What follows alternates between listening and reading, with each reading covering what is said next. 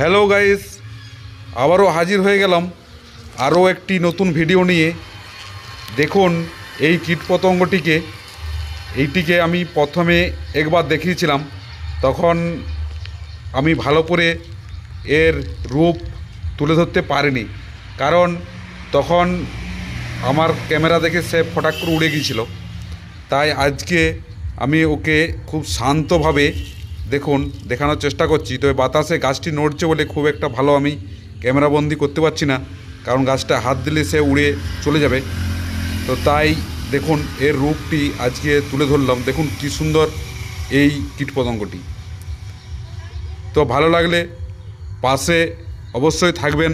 তো সুন্দর সুন্দর ভিডিও তুলে ধরার চেষ্টা আমি করছি।